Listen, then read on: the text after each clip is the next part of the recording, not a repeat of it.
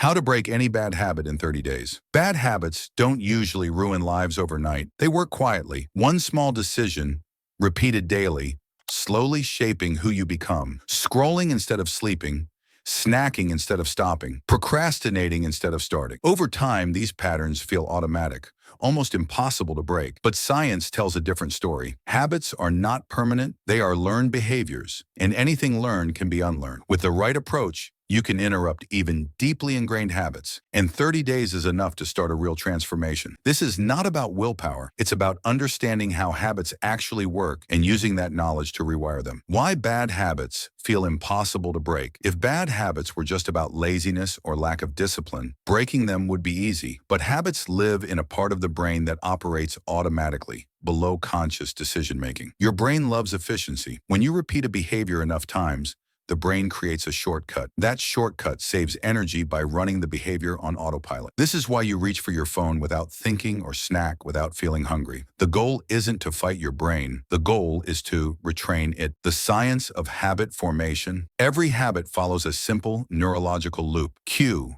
craving, response, reward. Cue, a trigger that tells your brain to go into automatic mode. Craving, the desire for a change in state. Response, the behavior itself. Reward, the benefit your brain remembers. Bad habits persist because the brain associates them with relief, pleasure, or comfort, even if the long-term cost is high. To break a habit, you don't erase the loop, you change it. Why 30 days actually works. 30 days isn't magic, but it's long enough to weaken old neural pathways and strengthen new ones. Studies show that repetition over several weeks creates measurable changes in brain structure. More importantly, 30 days is short enough to stay focused, but long enough to create momentum. The mistake most people make is trying to change everything forever. Successful habit change focuses on the next 30 days only. Step 1. Identify the real trigger. Most people blame the habit itself, but the habit is only the response. The real power lies in identifying the cue. Ask yourself, when does this habit happen? Where am I? What emotion am I feeling? Who am I with? What happened right before? For example, late-night snacking is often triggered by stress or boredom, not hunger. Doom scrolling is often triggered by anxiety,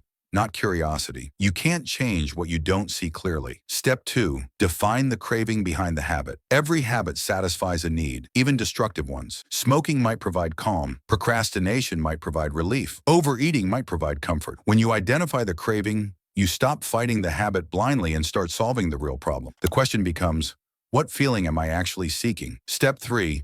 Replace, don't remove. The brain hates emptiness. If you simply try to stop a habit without replacing it, your brain will push back harder. The key is substitution. If the habit provides relaxation, replace it with another calming activity. If it provides stimulation, replace it with something engaging. If it provides escape, replace it with something grounding. The new habit doesn't need to be perfect. It just needs to satisfy the same craving in a less harmful way. Step 4.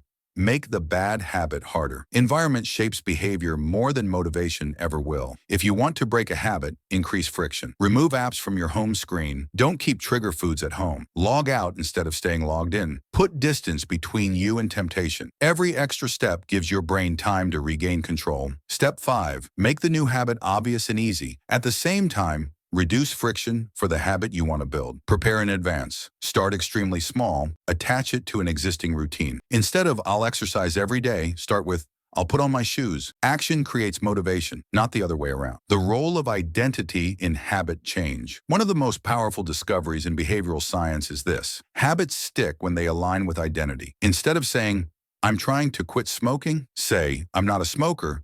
Instead of, I want to eat healthier. Say, I'm someone who takes care of my body. Every small win becomes a vote for the person you're becoming. Why willpower fails? Willpower is a limited resource. Stress, fatigue, and emotions drain it quickly. Relying on willpower is like trying to hold your breath forever. Systems beat willpower every time. When your environment, routines, and identity support change, discipline becomes less necessary. The 30-day habit reset framework. Week 1, awareness. You observe without judgment. Track the habit. Identify cues and cravings. No pressure to be perfect. Week 2, disruption. You begin changing the environment and replacing the response. Expect resistance. This is normal. Week 3, stabilization. The new behavior feels less forced. The old habit loses strength. Consistency matters more than intensity. Week 4, reinforcement. You reinforce identity, reward progress, and prepare for long-term maintenance. Progress isn't linear. Slips don't mean failure. They mean learning. What to do when you slip. Slipping is part of the process. The difference between success and failure is how quickly you recover. Never miss twice. One mistake is an event. Two mistakes start a pattern. Respond with curiosity, not shame. Shame strengthens bad habits. Awareness weakens them. Dopamine and habit control habits are driven by dopamine, the brain's motivation chemical. Dopamine spikes not during the reward, but in anticipation. This means anticipation fuels behavior. Reducing cues reduces cravings. Celebrating small wins boosts motivation.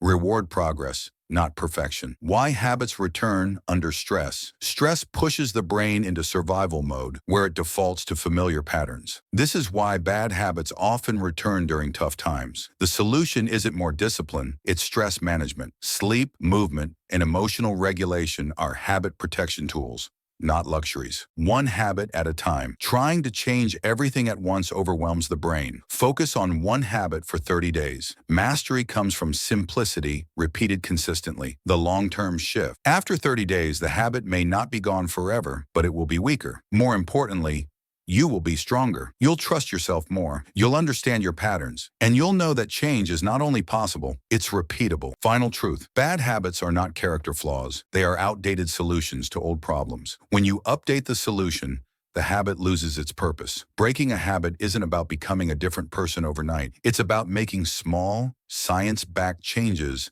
that compound over time. 30 days won't make you perfect, but it can make you free enough to choose differently. And sometimes that choice is all it takes to change everything. Conclusion. Breaking a bad habit isn't about fighting yourself. It's about understanding yourself. Once you see that habits are built by the brain to solve problems, not sabotage your life, everything changes. You stop relying on guilt and start using strategy. You stop chasing motivation and start building systems that work even on your worst days. 30 days is not about perfection, it's about proof. Proof that you are not controlled by your impulses. Proof that awareness can interrupt autopilot. Proof that small, consistent changes can rewire patterns you once believed were permanent. The moment you change your environment, your responses, and the story you tell about who you are, the habit begins to lose its grip. And when you realize you can break one habit, something powerful happens. You understand that you can break any habit. Real change doesn't come from dramatic moments. It comes from quiet decisions repeated daily. One better choice, one interrupted loop, one identity shift at a time. You are not your habits, but you can redesign them. And in doing so, you redesign your future.